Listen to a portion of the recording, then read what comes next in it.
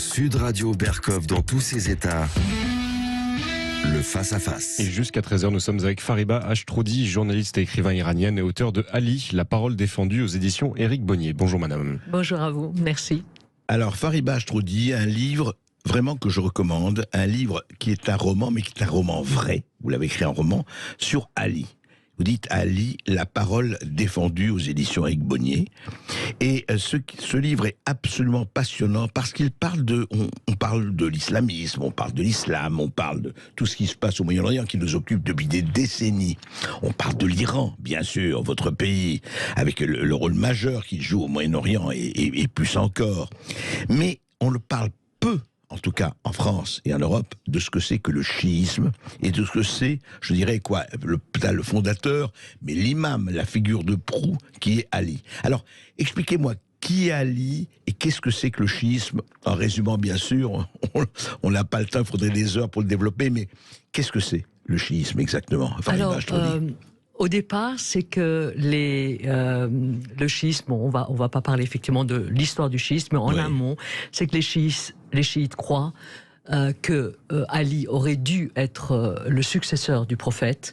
Et successeur de Mahomet. Le successeur de Mahomet, et qu'effectivement le califat a été usurpé. Et le chiisme est né évidemment après la mort d'Ali, mais dès le départ, il y a eu... Ali était quoi par rapport à Mahomet? Ali, le gendre et cousin et gendre du prophète, et celui qui a vécu avec le prophète dès l'enfance, dès l'âge de 6 ans, 4 ans selon certains, 6 selon. Donc ça a été la personne qui était le plus proche de Mahomet, du prophète Mahomet, le premier enfant converti, et pour les chiites, encore une fois, le confident de Mahomet, celui qui était... avec lui tout le temps, il a été pratiquement tout le temps avec lui. Il a été le fils adoptif de Mahomet, de Khadija. Il a vécu avec eux, il a grandi avec eux, et... Justement, pourquoi le titre Ali, la parole défendue? C'est parce que d'après les chiites, vous savez que le Coran, on parle de la Vulgate d'Osman. Le Coran a été écrit, cadenassé, si vous voulez, les sourates, par d'abord Omar, après Osman, des années après la mort de 70 ans, entre 40 et 70 ans après la mort du prophète. Et d'après les chiites, encore une fois, le Coran originel est complet, c'est Ali qui le savait par cœur, et c'est Ali qui l'a gardé. Alors ça c'est qu'il l'a gardé, qu'il a écrit, qu'il a gardé absolument, qu'il a gardé et qui a été. Alors ça c'est la fin du livre justement. On pourra en parler à la fin. Mais pourquoi Ali justement? Pourquoi Ali est romancé? Je ne veux pas raconter toute l'histoire avec Éric Bonnier. Ça a été vraiment Éric qui m'a dit faut absolument que ce livre soit écrit parce que personne n'a écrit sur Ali, ce que vous avez dit. Et on connaît tellement peu le schisme en France. Et alors Ali, alors justement, c'est intéressant. Donc quand vous dites un roman, évidemment, vous n'étiez pas là à l'époque, personne n'était là. Il n'y a pas eu de témoignage écrit de l'époque. Alors vous racontez. Alors c'est quoi juste l'enfance, l'adolescence, l'âge adulte de Ali? Oui, tout à fait. Écoutez, justement, quand on dit un roman historique, j'ai été avec tous ceux qui ont travaillé pour la documentation de ce livre, qui a été énorme. Islamologues, disons des gens. Bon, déjà, on a lu beaucoup de livres, et effectivement, j'ai eu des gens qui m'ont aidé, et effectivement, j'ai interviewé pas mal de gens en Iran, des islamologues, toute la partie, si vous voulez, de l'enfance d'Ali jusqu'à le moment de son califat, c'est-à-dire 4e calife, est absolument une histoire qui est conforme à la tradition sunnite et chiite, c'est-à-dire le début de l'islam, qui d'ailleurs a été extrêmement, comme toute religion qui monte, a été extrêmement violent, mais pas contrairement à ce qu'on veut dire sans arrêt, pas du tout la personne du prophète qui voulait faire... Mahomet voulait bâtir un État. Mahomet, avec son oncle Abu Taleb, qui est le père d'Ali, partait beaucoup en caravane, et il avait la connaissance des empires. Ali était le cousin de Mahomet. Le cousin de Mahomet, et donc, mais enfant. Enfant, oui, d'accord. Très gamin. Mahomet avait une vingtaine d'années quand Ali avait 4 ans.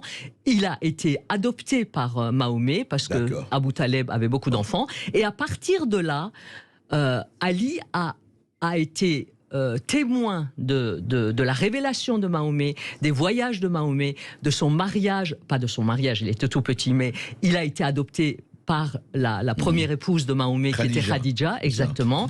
Et l'histoire d'Ali commence donc avec Mahomet dans mon roman et avec la révélation. Il a été témoin de la révélation et effectivement, d'après encore la tradition chiite, et je pense que les sunnites là-dessus étaient d'accord, c'est qu'il savait tous le Coran par cœur.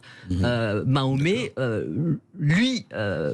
lui récitait la révélation avant les autres. À partir de là où entre le chiisme et le sunnisme, il y a eu vraiment schiste, c'est que il y a eu séparation, c'est qu'effectivement, comme je vous ai dit, pour les chiites, mais ça date du califat de Ali, ça date du 4e califat, ça, absolument. Qui est en quel... Alors, Ali le califat d'Ali, c'est dans les 600, c'est après la mort de Mahomet, c'était en 630. C'était il y a 2 ans, 12-13 ans après la mort de Mahomet. Un peu plus même, 14 ans après la mort de Mahomet. Donc c'est là où il y a eu le schisme et la séparation. On va en parler tout de suite après une petite pause. À tout de suite avec nous. Parfum Terre de France, 100% des bénéfices au service de notre pays présente. Ici Sud Radio. Les Français parlent au français. Les carottes sont cuites. Les carottes sont cuites. Sud Radio Berkov dans tous ses états. Et nous sommes toujours avec Fariba Ashtroudi, auteur, journaliste et écrivain, et auteur de ce livre passionnant, Ali, la parole défendue, aux éditions Éric Bonnier. C'est un livre passionnant parce que justement on ne parle pas. Alors sa parole défendue, je ne dis pas que le schisme, la parole du schisme est défendue, mais c'est vrai qu'on le connaît très mal. Alors, on avait commencé par raconter justement Ali, cousin adopté par le prophète Mahomet, grandissant avec lui, l'écoutant, etc. Épousant sa fille préférée, Fatima. Épousant Fatima, sa fille préférée, vous le racontez dans votre livre, et d'ailleurs c'est assez passionnant. Et puis, il devient calife, donc 12 ans ou 14 ans après la mort de Mahomet, et là se produit le schisme. Qu'est-ce qui s'est passé exactement? Bien après la mort d'Ali. Mais effectivement, ça a commencé déjà avant la mort du prophète. Si vous permettez, je vais vous dire comment la présence d'Ali en Iran. Ali est partout en Iran.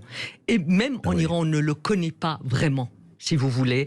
Donc, moi, quand j'ai j'ai accepté d'écrire ce livre, j'ai dû faire tout un travail également de compréhension non seulement de la personnalité d'Ali, mythifiée, mystifiée, iranisée par les Iraniens, mais également l'histoire de l'islam, et de comprendre pourquoi il y a eu effectivement le schisme dont vous parlez, absolument. C'est que, si vous voulez, la personnalité d'Ali. Alors, il y a certainement, même chiites et sunnites sont d'accord de dire qu'Ali était à part dans l'histoire du début de l'islam. Il ne s'intéressait pas au pouvoir.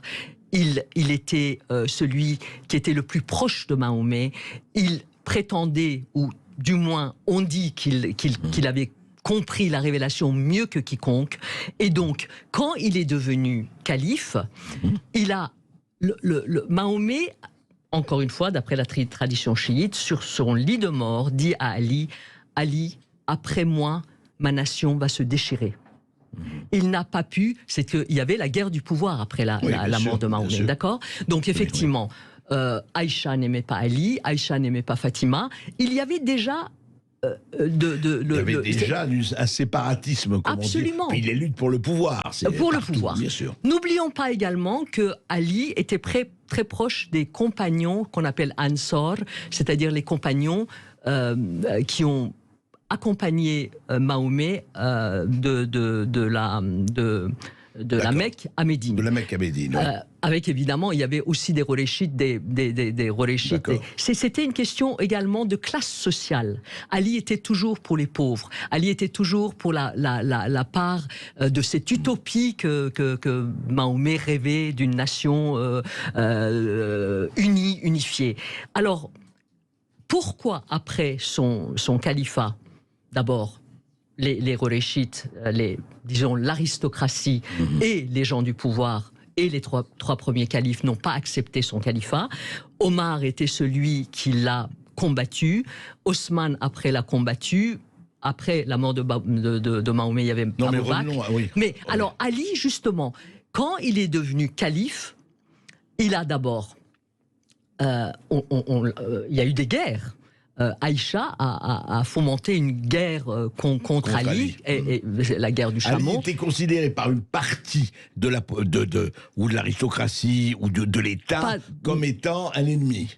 Absolument. C'était C'était le trouble fait, c'était celui que on ne l'aimait pas parce qu'il était le... Et il avait cette... Encore une fois, d'après les chiites, Oui. c'est lui qui a gardé la parole originelle et la parole qui n'a pas été déviée. C'est là où effectivement ça différencie les chiites des sunnites, puisque les sunnites ne sont pas d'accord avec ça. Bien sûr. La vraie parole, c'est le Coran. Et vous dites, non mais c'est important, parce que je voudrais qu'on dise ça, vous dites, il y a, enfin Ali, etc., il y a le Coran caché, le Coran chez Ali, qui va apparaître avec le 12e imam. Alors écoutez, exactement. Là, si vous voulez, d'après la tradition chiite, encore une fois, oui. Ali a commencé à donner des cours, il a commencé à parler de l'exégèse du Coran, et toute le chiisme et le soufisme qui est né de ce chiisme, c'est que il y a une pluralité dans les interprétations, il y a une pluralité dans les récits, il y a une pluralité... Il accepte la pluralité, il la prône même. En tout cas, la tradition chiite, oui.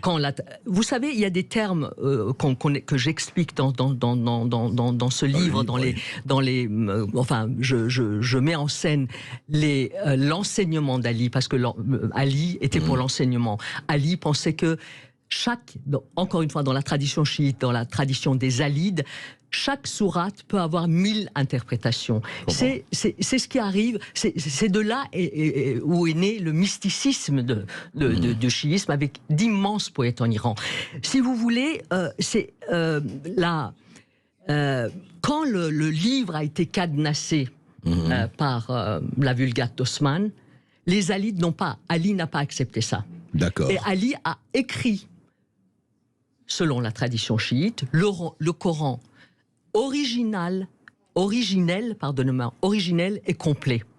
Il l'aurait écrit ce Coran. Mais il l'aurait écrit effectivement d'après ce qu'on dit, on ne sait pas. D'après ce qu'on dit. Bien sûr, bien sûr.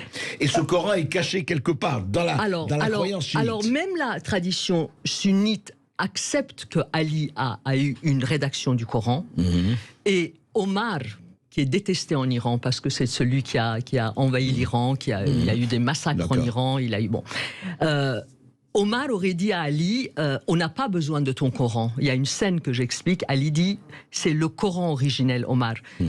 Accepte ce Coran parce que j'ai entendu le prophète. Omar a dit, on n'a pas besoin de ton Coran.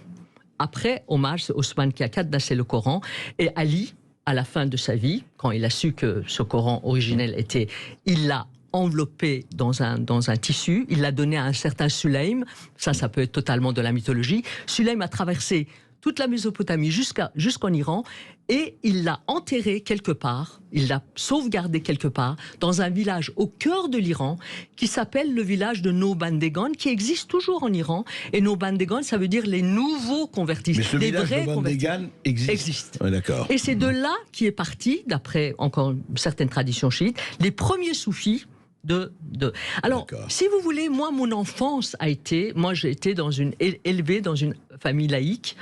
Mon père était agnostique, extrêmement respectueux des religions, Mais toujours en disant, d'abord, j'étais la seule gamine qui était exempte de l'instruction religieuse. Donc, j'étais chez les sœurs Notre-Dame ou à Téhéran. Oui. Et donc, je savais rien ni du chiisme, ni de l'islam, ni du catholicisme. Et j'étais chez les catholiques. Mais néanmoins, j'avais deux figures emblématiques. Quand j'ai grandi dans deux figures emblématiques. Mon grand-père, qui était un ayatollah chiite révolutionnaire, qui totalement adhérait à cette tradition des Alides. Il ne jurait que par 3 sourates du Coran. Les sourates qui sont des sourates, par exemple, Ali, quand son père, je reviens à Ali, quand son père est mort et qui n'a pas, vous savez, son père, Abu Talib, qui a élevé Mahomet, n'a pas adhéré à l'islam.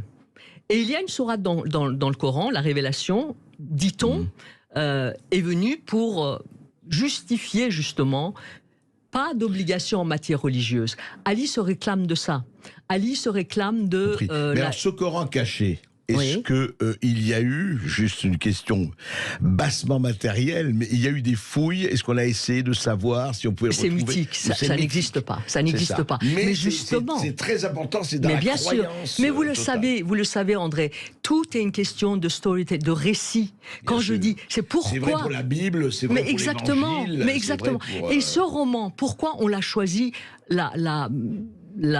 justement le récit romanesque, tout en restant très très proche de l'histoire, tout en étant extrêmement... non, bien sûr. Mais il faut la part de légende est là aussi. Mais la part de légende, de la mythologie d'Ali, et surtout, l'essence du chiisme, c'est... Je vais vous donner...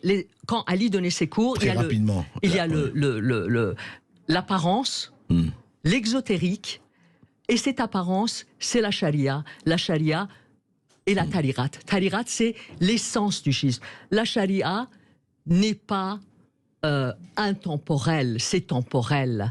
Alors elle que est l'essence... au temps, etc. Voilà. Ce qui n'est pas le cas de ceux qui pensent que la charia malheureusement. est au-dessus de... Et je terminerai par un mot. Contrairement à mon grand-père et à mon oncle, qui était alors l'autre figure de mon enfance, qui était un soufi, un homme extraordinairement attachant, qui jouait un instrument contrairement à mon grand-père, qui effectivement ne jurait que par 3-4 sourates du Coran en disant aucun de ses enfants n'ont jamais prié, mon père n'a jamais prié de sa vie. Les ayatollahs qui se réclament d'Ali. Moi, j'ai connu un jeune... Alors, il y a des jeunes mollahs en Iran qui vont à l'encontre des ayatollahs aujourd'hui en disant ils se réclament d'Ali, mais ils se comportent comme Omar. Omar qui a justement... C'est Omar... Et alors là, dans tout ce livre... et la tentation de cadenassement, et c'est vrai, mais je vais vous dire, on pourra en parler pendant des heures, mais allez au livre, lisez le livre, c'est un livre important à la fois par la taille et important par le contenu, mais franchement, si vous voulez savoir ce qui se passe dans le monde chiite, au niveau de l'Iran et ailleurs, parce que ça va beaucoup plus loin, et les différentes interprétations, parce qu'il y a des interprétations comme dans toute religion, c'est pas cadenassé, justement, lisez ce livre, Ali, la parole défendue, chez Éric Bonnier. Je peux dire un mot sur un mot. Non. Vous savez, le deux mots, il y a vous suivez aveuglement quelque chose, et il y a l'ijtihad, c'est-à-dire l'interprétation du Coran. Sûr. Et ça, c'est la vraie tradition chiite.